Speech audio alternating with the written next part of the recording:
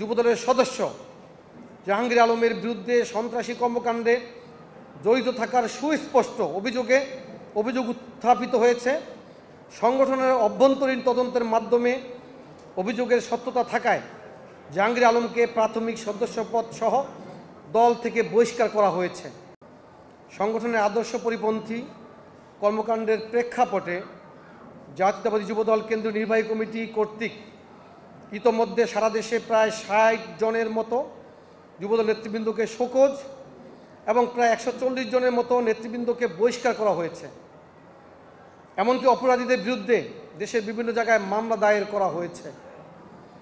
গত ২২ ফেব্রুয়ারি ২০২৫ গাজীপুর জেলার শ্রীপুর উপজেলা যুবদলের সদস্য জাহাঙ্গীর আলমের বিরুদ্ধে সন্ত্রাসী কর্মকাণ্ডে জড়িত থাকার সুস্পষ্ট অভিযোগ উত্থাপিত হয়েছে। সংগঠনের অভ্যন্তরীণ তদন্তের মাধ্যমে অভিযোগের সত্যতা থাকায় জাহাঙ্গীর আলমকে প্রাথমিক সদস্যপদ সহ দল থেকে বহিষ্কার করা হয়েছে। আমাদের অবস্থান এখানে সীমাবদ্ধ নয়।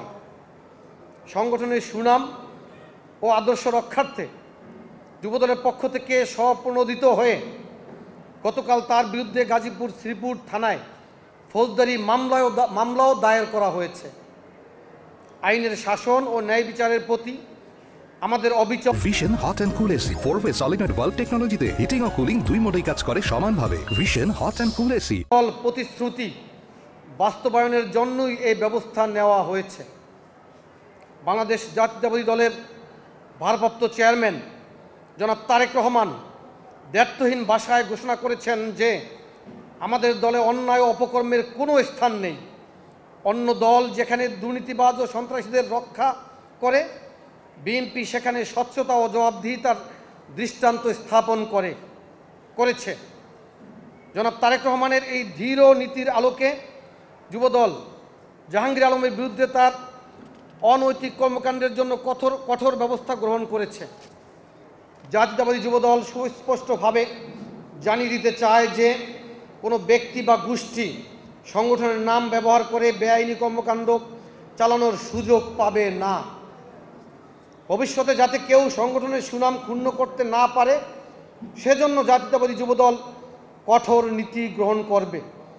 জাতীয়তাবাদী যুবদল কেন্দ্রীয় নির্বাহী কমিটির সভাপতি আব্দুল মোনায়েম মুন্না ও আমি সাধারণ সম্পাদক হিসাবে দলের সকল পর্যায়ের নেতাকর্মীদের এই বিষয়ে সতর্ক থাকার আহ্বান জানাচ্ছি। আমরা আইন শৃঙ্খলা রক্ষাকারী বাহিনীর প্রতি আহ্বান জানাই, তারা যেন নিরপেক্ষ তদন্তের মাধ্যমে দোষীদের বিরুদ্ধে দ্রুত ও যথাযথ আইনি ব্যবস্থা গ্রহণ করে। আপনারা যারা সংবাদ মাধ্যমের মাধ্যমে সত্য ন্যায়ের পক্ষে দাঁড়িয়ে আমাদের বার্তাকে জনগণের কাছে পৌঁছে দিচ্ছেন, আপনাদের প্রতি আমাদের আন্তরিক কৃতজ্ঞতা। আশা করি আপনারা আগামীতেও গণতন্ত্র ও ন্যায় বিচারের স্বার্থে যথাযথ দায়িত্ব পালন করবেন।